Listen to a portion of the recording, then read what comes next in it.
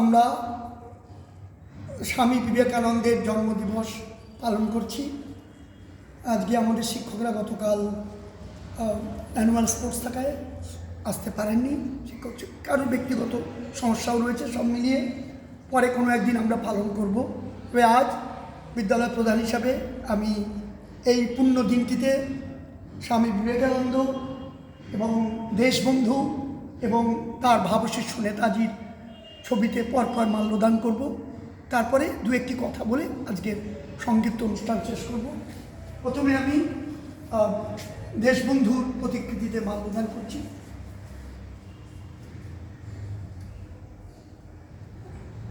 এবার আমি তার ভাবশিষ্য নেতাজির ছবিতে মাল্যদান করছি, যা আমাদের বিদ্যালয়ের আধ্যাত্মিক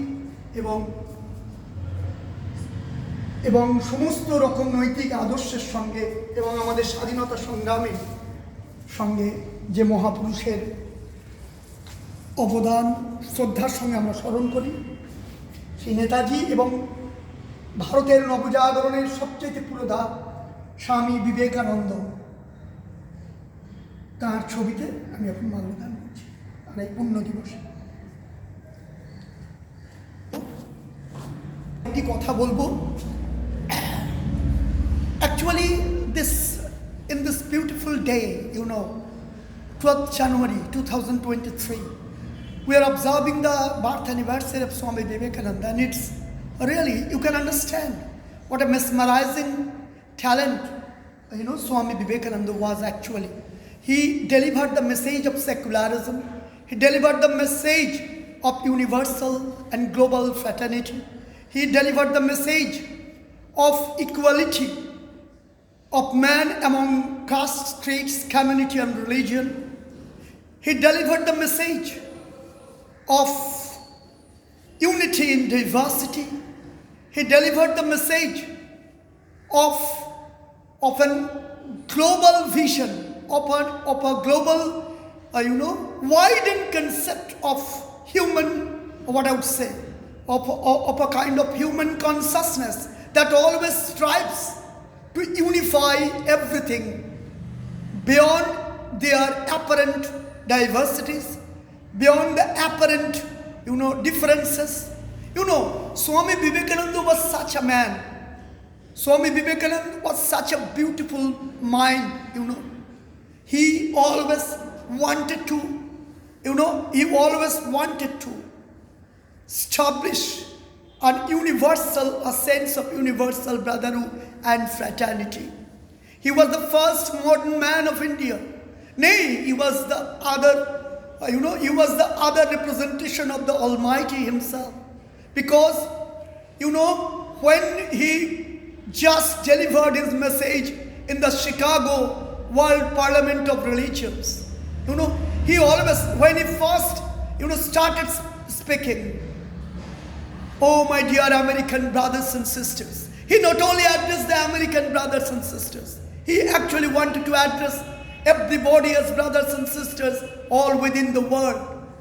He didn't differ, he was the first, Indian sannyasi, the hermit, who for the first time, quite in contrast to other preachers who were delivering their speeches there, just spoke something that gave everybody the sense that we are the sons and daughters, we are the offsprings of the same mother, the same global mother, the same same universe. We are the sons, we are the offsprings of the same universal mother.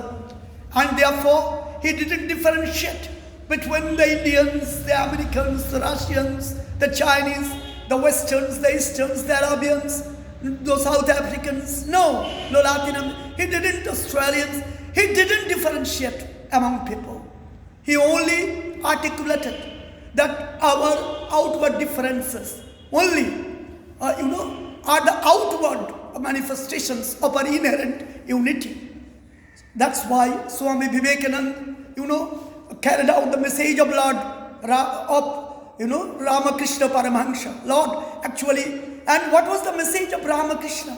Ramakrishna, as you all know, Lord Ramakrishna discovered the Almighty, the divine self, the divine Almighty, through different ways, by way of worshipping in different forms, in different ways. That's Ramakrishna, and that as Ramakrishna's disciple, Swamiji went to the Western countries and everywhere in the world with the single and inherent conception that we have to unify everybody all across the Vedantic philosophy. Swami Vivekananda, Acharya Shankarya, and the Vedantic philosophy, which was further enunciated and further established by our national, what I would say, the ex-president, and under whose name we observe the Teachers' Day, Lord, Radhakrishnan, and that, you always wrote, Swami Vivekananda was that real divine self who wanted to give that education is not anything. Education has nothing to do with, with diversity, with disintegrating people. Just in a mathematical term, it's a kind of integrated calculus. When you integrate the divergent sectors, differential calculus and integral. When you integrate the different segments of the same global scheme, of the same universal existence, you can understand that we have all our outward differences are nothing, and actually we all belong to the same mother, we all belong to the same father. The global, the universal consciousness. So, Swami Vivekananda, for the first time, before that, we tried to define education, we tried to define humanity in different formats. But to Swami Vivekananda, the modernity, what does modernity mean to, what did modernity mean to Swami Vivekananda? To him, modernity meant that, standing 5,000 or 5 lakh years ago, we can be modern. And standing at this particular moment, we can be pragmatic. What's the difference? The concept of modernity was actually restored after a long time through Swami Vivekananda. He, for the first time, wanted to explore that modernity, is a kind of approach that encompasses, that always accepts always accepts divergent ideas, divergent philosophical ideas, divergent kind of notions, pertaining to religion, pertaining to different religion, different philosophical existence. And Swami Vivekananda actually ascribed philosophy as nothing but the outward expression of our inner self. What does, before that, all people, all religious preachers, different, articulated, philosophy through different ways. They wanted to establish that philosophy is a kind of abstraction that always strives for something beyond the visibility or beyond the level of comprehensiveness. No. Philosophy, what Swami Vivekananda last time said, that playing football is better to a young people, to a young lad of 15, 16, 12, 13, or a kind of young of 20, 30. Playing football is much worse than reading the Gita, the Holy Gita. So you can understand what a kind of a modern man, what a kind of modern existence, Swami Vivekananda was. So in him, the Islam, the Hindus, the Buddhists, the Christians, and the Sikhs, all exist. All people of all pertaining to different castes, communities, and religions. Were noted as the single existence, as the inherent existence of the same concept that accepts humanity beyond all other kind of categorizations.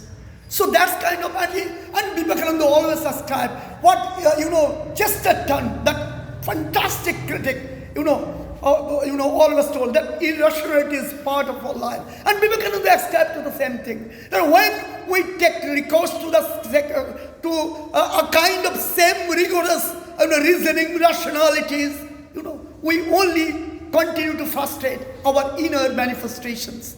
Irrationality is a part of life. That Chesterton ascribed was much earlier articulated by Swami Vivekananda. So Swami Vivekananda's vision, all-encompassing visions, that had its origin from the Vedantic philosophy. And it's a much more modern outlook, with a much widened modern outlook. He accepted the core vision of Vedantic philosophy and accepted all the core concept of all different religions to clarify the Hinduism. To him, Hinduism has nothing to do with anything that fosters hatred for other religion. Hinduism, a true Hindu, is always a man who loves the ideology of other religions, who loves the holy scriptures of other religions, who always accepts people pertaining to other religions, as his own brother and sisters.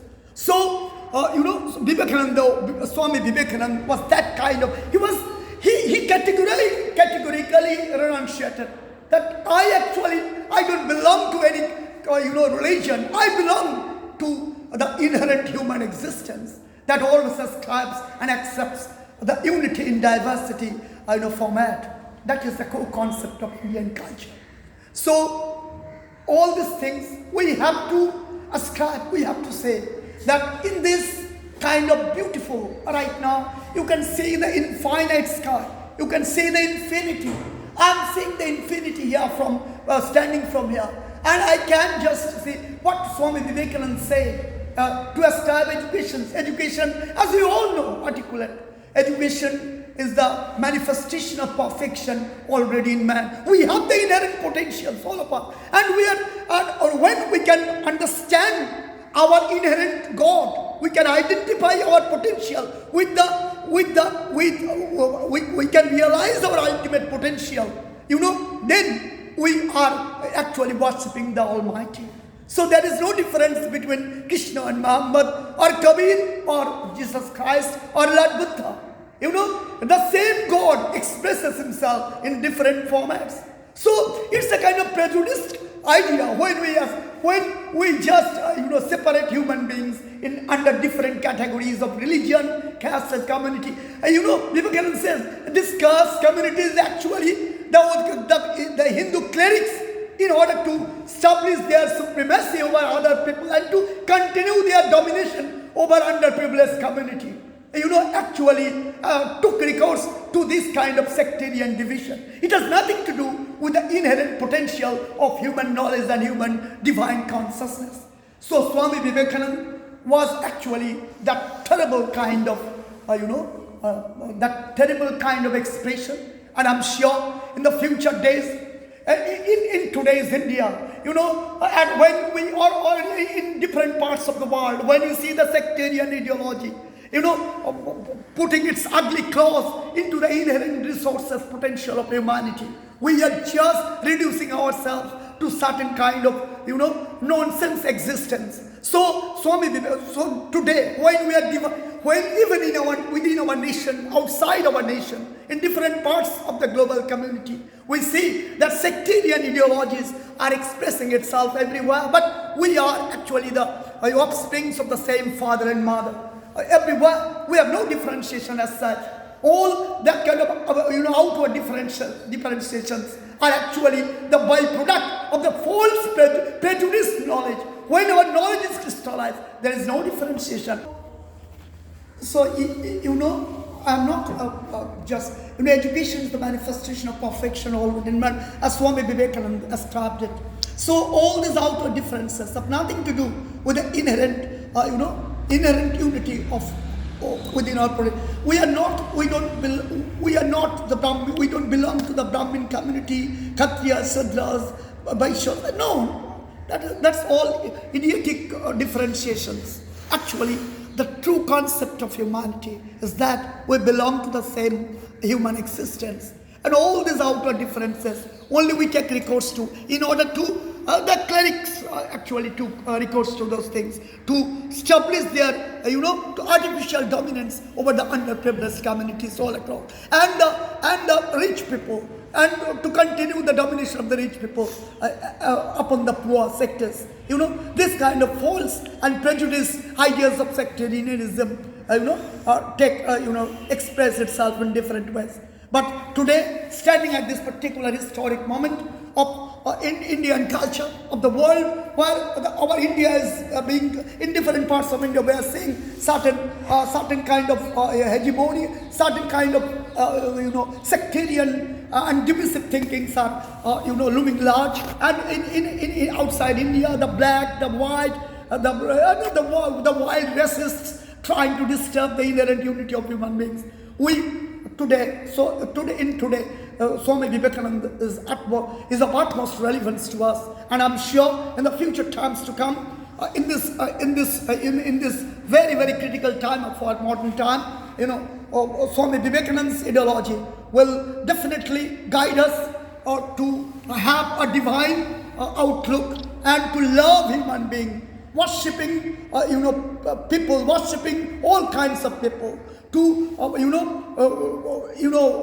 we love other people, when we love our neighbors, when we love our own colleagues, when we love all people, all rich, poor, middle class, everywhere, all kinds of people across castes, creeds, religions, and linguistic barriers, we then actually express ourselves as true human beings. So that's all. I'm sure in the future days, our Swami Vivekananda's ideology will take us to the divine light. That will show us, the true path of realizing the inherent God, who is actually the same across different religions. And that is the core concept of Hinduism. Whatever we are in different parts of India or across the world, whatever kind of conception about Hinduism we are witnessing today is not actually Hinduism. Hinduism is the other name of Hinduism doesn't believe in kind of outward divisions. Hinduism, as per Swami Vivekananda and Lord Ramakrishna, and Sharodama, actually Hinduism is the core. Hinduism encompasses the widened and divine outlook of a crystallized conception of a global humanity that doesn't accept any differentiation between man and man across any formats, across any formats of caste, creeds, religions, language, and anything. So that's what Swami Vivekananda is today in this testing type of Indian history and the national and international history. I'm sure Swami Vivekananda will show us the real light that will take ourselves into a divine path of crystallized emancipation. Okay, that's all with my with all my what I would say, regard and respect and reverence to this great son of India and name to the world. I am concluding.